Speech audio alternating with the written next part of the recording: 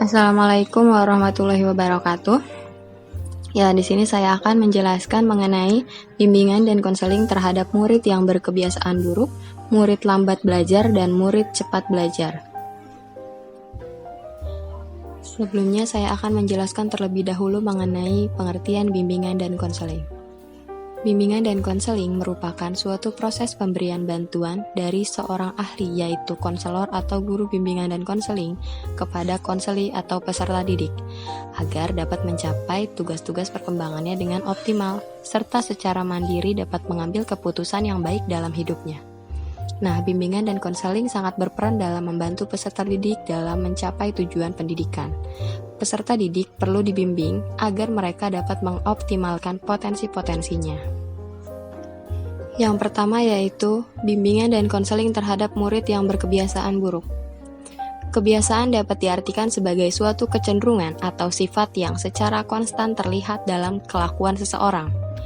Murid yang berkebiasaan buruk adalah perbuatan atau sikap seorang murid yang berulang kali dilakukan dengan sengaja dan sifatnya bertentangan dengan perbuatan atau sikap sebagaimana diharapkan daripadanya oleh orang lain.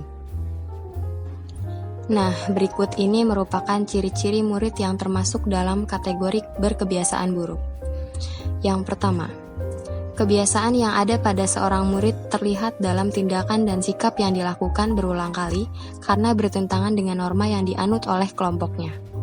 Yang kedua, kebiasaan murid yang bertentangan dengan norma yang dianut dalam lingkungan masyarakatnya. Yang ketiga, kebiasaan yang bertentangan dengan kesusilaan. Yang keempat, murid yang memiliki sikap atau watak tertentu yang tidak baik. Yang kelima, tindakan yang dilakukan murid sehingga dapat merugikan dirinya sendiri maupun lingkungannya. Dan yang terakhir, tindakan yang menjadi problem dalam pengajaran yaitu problem kronis. Berikut ini merupakan jenis-jenis kebiasaan buruk. Yang pertama, murid yang agresif. Murid agresif mempunyai kebiasaan atau kecenderungan untuk menyerang anak lain, bahkan kadang-kadang gurunya sendiri. Yang kedua, anak pemarah dan mudah tersinggung. Baik di rumah maupun di sekolah, guru dan orang tua kadang-kadang berhadapan dengan murid yang belum sanggup menahan perasaan. Apabila sikap dan tingkah laku itu berulang kali terjadi, dapat dikatakan murid tersebut terlanjur memiliki kebiasaan buruk. Yang ketiga, murid yang menguasai murid lain. Murid yang berkebiasaan buruk seperti ini sampai hati melukai murid lain, baik fisik maupun perasaannya. Ia akan bangga kalau melihat murid yang lebih kecil menangis dan menderita. Yang keempat, murid curang, menipu, mencuri, dan berdusta. Murid yang biasa mengambil barang atau benda kecil yang hampir tidak berharga akan dapat merubah menjadi pencuri dan akhirnya akan dapat menjadi pencuri ulung. Kecurangan dalam mengerjakan tes tidak selamanya menandakan murid yang melakukan tidak bisa dipercaya. Kecenderungan ini timbul apabila tes terlalu sukar, sehingga anak merasa takut akan mendapatkan hasil jelek. Berdusta yang dilakukan oleh murid menunjukkan kurang memenuhi persyaratan baku orang dewasa, sehingga banyak memberikan tafsiran yang salah. Yang kelima, anak yang iri hati. Kebiasaan murid yang iri hati terlihat dalam berbagai bentuk sikap, misalnya acuh tak acuh mencari kesalahan teman lain dan menjatuhkan nama teman dan sebagainya. Yang keenam, murid pemalu, sukar bergaul dan menyendiri. Murid jenis ini mudah tersinggung perasaannya. Ia benar-benar menderita karena tidak banyak mengalami kebahagiaan di rumah maupun di sekolah. Biasanya karena mempunyai kekurangan fisik sehingga rendah diri. Ketujuh, murid yang selalu berusaha menarik perhatian. Murid ini dengan berbagai cara berusaha agar dapat menarik perhatian teman-teman dan gurunya. Mungkin berteriak, membuat gaduh di kelas, dan sebagainya. Yang terakhir, murid berkebiasaan kurang aturan, kurang sopan, dan kurang tata krama. Pelajaran akhlak, budi pekerti, dan sopan santun atau sejenisnya banyak diajarkan di sekolah. Meskipun demikian, di sekolah atau di rumah masih ada murid yang berkebiasaan buruk, yaitu bertentangan dengan apa yang dipelajari di sekolah atau di rumah. Selanjutnya yaitu sebab-sebab murid berkebiasaan buruk. Hampir semua kebiasaan buruk disebabkan oleh penyesuaian sosial yang salah. Dan untuk pertumbuhan pribadi yang sehat, manusia melakukan penyesuaian sosial sejak lahir. Penyesuaian diri pada lingkungan sosial tumbuh dan berkembang sejalan dengan bertambahnya usia dan kematangan pribadi. Jadi, murid yang berkebiasaan buruk biasanya berada pada lingkungan yang cenderung membawanya kepada perilaku yang tidak diinginkan. Kemudian, dilakukan secara berulang dalam kehidupan sehari-hari. Walaupun sebenarnya ada faktor lain juga yang mempengaruhinya. Berikut ini merupakan saran yang dapat ditempuh oleh konselor dalam memberikan bimbingan kepada murid yang berkebiasaan buruk. Pertama, yaitu usaha pencegahan. Usaha pencegahan yang dilakukan adalah menciptakan kondisi sekolah yang lebih sehat dan menunjang bagi perkembangan sosial serta kesehatan mental anak. Berikut ini langkah-langkah pencegahan yang dapat ditempuh, yaitu menciptakan lingkungan sekolah yang memungkinkan adanya pergaulan yang sehat, kurikulum dan bahan pengajaran modul disesuaikan pada kebutuhan murid, dan yang terakhir, hubungan antara guru dengan murid yang akrab dengan memperhatikan kaidah-kaidah dan norma-norma, serta batas tanggung jawab yang jelas. Usaha yang kedua yaitu usaha referral atau penyerahan. Untuk kasus kebiasaan buruk yang belum pernah terjadi, maka konselor bersama-sama guru akan dapat mengatasi. Tetapi, apabila kasus ini sudah parah, hendaknya guru menyerahkan kasus referral itu kepada konselor atau lembaga yang berwenang menangani kasus tersebut. Nah, cara melaksanakan referral yang perlu diperhatikan yaitu penyerahan hanya dilaksanakan untuk memberi pertolongan dan tidak dimaksudkan untuk memperuncing masalah, serta dilaksanakan dengan penuh kehangatan dan keramah tamahan. Nah, usaha yang ketiga yaitu usaha konseling kelompok. Konseling kelompok diberlakukan bagi murid-murid yang sudah dapat mengadakan kontak dengan orang lain dengan bahasa lisan. Yang selanjutnya yaitu usaha dalam menyelenggarakan konseling pribadi. Konseling merupakan layanan yang teratur, terarah, dan terkontrol, serta tidak diselenggarakan secara acak ataupun seadanya. Sebagai rambu-rambu pokok dalam pelaksanaan layanan konseling, Munro dan lain-lain mengemukakan 3 dasar etika konseling, yaitu kerahasiaan, keterbukaan, dan tanggung jawab. Yang kedua yaitu bimbingan dan konseling terhadap murid yang lambat belajar. Sebelumnya saya jelaskan terlebih dahulu mengenai pengertian murid yang lambat belajar. Murid yang lambat belajar adalah sekelompok murid di sekolah yang perkembangan belajarnya lebih lambat dibandingkan dengan perkembangan rata-rata teman seusianya. Adapun ciri-ciri murid yang lambat belajar dan dapat diidentifikasikan yaitu sebagai berikut. Pertama, anak yang lambat dalam belajar mempunyai kecerdasan yang rendah.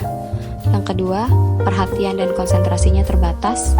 Yang ketiga, terbatasnya kemampuan untuk menilai bahan-bahan pelajaran yang relevan. Keempat, terbatasnya kemampuan mengabstraksi dan menggeneralisasi. Kelima, lambat dalam melihat dan menciptakan hubungan antara kata dan pengertian. Yang keenam, sering mengalami kegagalan dalam mengenal kembali hal-hal yang telah dipelajari. Yang ketujuh, waktu untuk mempelajari dan menerangkan pelajaran cukup lama. Yang selanjutnya, kurang mempunyai inisiatif. Yang kesembilan, tidak dapat menciptakan dan memiliki pedoman kerja sendiri. Yang ke-10, kurang mempunyai daya cipta. Yang ke-11, tidak mempunyai kesanggupan untuk menguraikan suatu persoalan. Dan yang terakhir, tidak mempunyai kesanggupan untuk menggunakan proses mental yang tinggi. Selanjutnya yaitu manifestasi dari gejala-gejala tingkah laku murid yang lambat belajar. Pada umumnya, murid lambat belajar menunjukkan tingkah laku sebagai berikut. Yang pertama, keterlambatan, yaitu lambat menerima pelajaran, lambat dalam mengelola pelajaran, lambat membaca, dan sebagainya. Yang kedua yaitu kelainan tingkah laku, yaitu tingkah laku yang tidak produktif dan kebiasaan jelek. Ketiga, kurangnya kemampuan, yaitu kurangnya kemampuan konsentrasi, kemampuan membaca, dan sebagainya. Dan yang terakhir yaitu prestasi yang rendah. Dalam memahami latar belakang tingkah laku murid yang lambat belajar dapat dilakukan dengan 3 cara. Yang pertama, mempelajari catatan pribadi. Langkah pertama yang harus dilakukan oleh guru bimbingan dan konseling atau konselor dalam menghadapi kasus murid lambat belajar adalah memahami apa yang menjadi latar belakang gejala tingkah laku tersebut. Untuk memahami latar belakang suatu kejadian tingkah laku tertentu, konselor pertama-tama hendaklah mempelajari catatan pribadi murid dan catatan lain yang berhubungan dengan murid tersebut. Yang kedua yaitu pengumpulan data baru. Apabila data yang diperoleh belum memadai, maka masih perlu disusun kemungkinan masalah sementara untuk kemudian diadakannya pengumpulan data baru yang dikerjakan pada saat konselor menghadapi seorang kasus. Yang terakhir yaitu menyimpulkan masalah. Penyimpulan masalah hendaklah dalam bentuk alternatif dan disusun dalam satu ranking, sehingga segera dapat dilihat urutan kemungkinan terkuat sampai pada kemungkinan terlemah. Nah, kemudian, secara umum, kemungkinan bantuan yang dapat diberikan kepada murid yang lambat belajar, yaitu diantaranya 1. Pemberian informasi secara lisan. Tujuan pemberian informasi lisan adalah memberikan informasi yang dibutuhkan oleh murid sesuai dengan kasus yang dialaminya. Informasi ini dapat diberikan dengan cara tanya jawab, diskusi, dan ceramah. Yang kedua yaitu bantuan penempatan. Bantuan penempatan ini bertujuan untuk memperbaiki bantuan murid dalam mengatasi kesulitan, khususnya yang menyangkut hubungan sosial, murid di dalam kelas, dan tingkat kemampuan murid. Yang ketiga, yaitu pertemuan dengan orang tua. Pertemuan dengan orang tua murid dianggap paling banyak manfaatnya dalam membantu kesulitan-kesulitan yang dihadapi murid, memberikan saran. Dan yang ketiga yaitu bimbingan terhadap murid yang cepat belajar. Sebelumnya saya jelaskan terlebih dahulu mengenai pengertian murid cepat belajar. Murid cepat belajar adalah murid yang cepat sekali dalam menerima, memahami, dan menguasai pelajaran yang diberikan kepadanya dengan prestasi yang baik yang meliputi semua mata pelajaran. Dan secara umum dapat disimpulkan bahwa murid yang cepat belajar yaitu murid yang pada umumnya memiliki intelijensi tinggi, cepat sekali menerima, menguasai, dan memahami, serta memproduksi pelajaran yang diterimanya.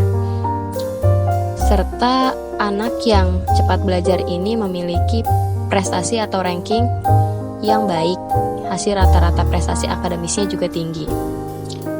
Dan kemudian murid yang cepat belajar ini memiliki sikap, kerajinan, kebersihan, dan kesehatan yang baik. Nah, terdapat perbedaan antara murid yang cepat belajar dengan murid biasa.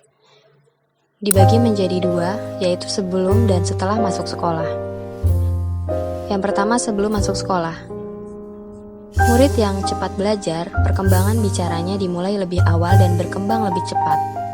Dan paling tidak 50% dari murid cepat belajar dapat membaca sebelum masuk sekolah. Kemudian setelah masuk sekolah, murid cepat belajar rajin masuk sekolah.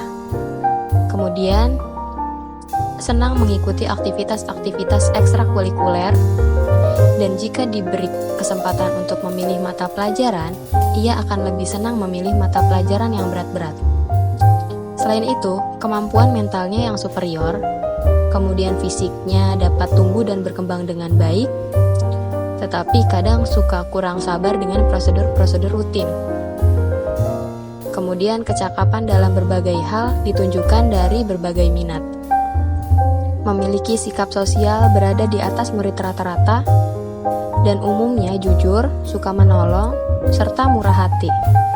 Dan yang terakhir, anak ini cenderung tidak mempunyai gangguan-gangguan gagap. Dalam kenyataannya, murid cepat belajar sering menghadapi hambatan-hambatan yang sulit dipecahkan sendiri tanpa bantuan orang lain. Hambatan-hambatan tersebut bersumber dari berbagai hal, yaitu diantaranya 1. kurangnya perhatian pendidik kepada murid cepat belajar, sehingga pendidik ragu-ragu untuk berbuat sesuatu kepadanya. Kedua, perhatian pendidik pada umumnya ditunjukkan pada murid-murid rata-rata. Dan yang ketiga, pendidik beranggapan bahwa murid cepat belajar bisa menjaga, memelihara, dan mengembangkan dirinya sendiri. Padahal pada kenyataannya, murid yang cepat belajar ini juga membutuhkan perhatian lebih dari pendidik. Nah, dengan adanya masalah-masalah yang dihadapi murid cepat belajar, akan merangsang anak untuk membuat reaksi-reaksi penyesuaian yang mungkin merugikan dirinya maupun lingkungannya. Reaksi-reaksi tersebut yaitu diantaranya 1. Pura-pura bodoh. Guru sering menghadapi murid cepat belajar dan mengeksploitasinya. Misalnya, disuruh mengembalikan buku. Bagi murid yang lain, tindakan guru seperti itu merupakan hal yang luar biasa. Tetapi, bagi murid cepat belajar, hal itu dianggap diperalat, sehingga ia berbuat seolah-olah bodoh. Yang kedua yaitu pelarian diri. Murid cepat belajar dalam hal kapasitas mental memang berbeda dengan murid rata-rata, meskipun dalam hal lain mempunyai kebutuhan yang sama. Jika ia diabaikan karena kurang pengertian dan perhatian guru tertuju kepada murid lain atau teman-temannya yang tidak menyukai, maka sebagai pelarian ia akan mengundurkan diri dari kelompoknya. Dan yang ketiga yaitu minta perhatian. Pada umumnya, murid cepat belajar telah mampu membaca sebelum masuk sekolah. Fisik, intelektual, dan sosialnya telah matang untuk bersekolah. Oleh karena itu, di sekolah ia cepat menyesuaikan diri. Kekayaan bahasa dan penguasaan konsep telah menyebabkan ia selalu berhasil dalam segala tugas paling cepat, sehingga murid yang lain dengan maksud untuk mendapatkan perhatian. Akibatnya, situasi kelas dan jalannya proses belajar mengajar menjadi terganggu. Dan yang terakhir yaitu cara membimbing murid cepat belajar.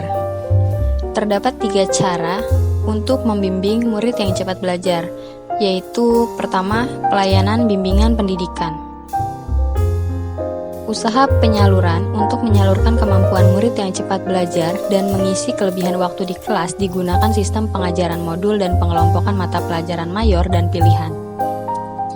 Sistem pengadaptasian, konselor berusaha memberikan informasi dan tafsiran dari informasi tentang sifat-sifat dan kebiasaan, kemampuan dan kebutuhan murid cepat belajar kepada guru agar guru dapat memilih metode pengajar yang sesuai dengan sifat-sifat, kebiasaan, kemampuan, dan kebutuhan murid.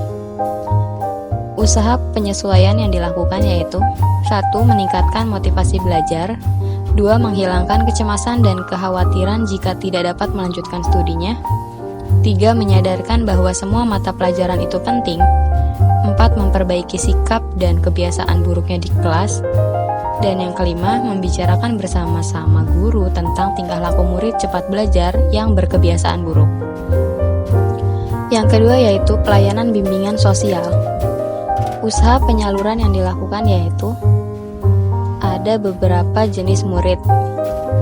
Yang pertama, ada untuk murid yang apatis, yaitu usaha penyalurannya diantaranya 1. Menempatkan dalam kelompok penyelesaian modul, 2. Mengaktifkan dalam kelompok belajar di rumah, 3. Mengikuti kelompok diskusi, kelompok wisata belajar, dan yang keempat, mengikuti ke dalam kepramukaan dan lainnya. Dan yang kedua, usaha penyaluran yang dilakukan untuk murid yang dinamis. Masalah sosial untuk murid yang dinamis sebenarnya berhubungan dengan kedisiplinan mengikuti pelajaran. Karena itu, pelayanan secara khusus dalam bimbingan sosial tidak perlu dikemukakan secara eksplisit.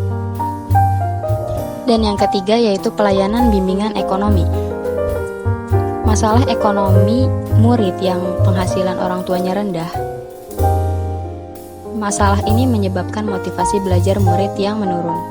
Timbul rasa cemas, takut tidak dapat melanjutkan studi sehingga menjadi minder. Usaha penyaluran membantu menemukan jalan bagaimana murid dapat memperoleh pekerjaan sambilan, begitu juga orang tuanya.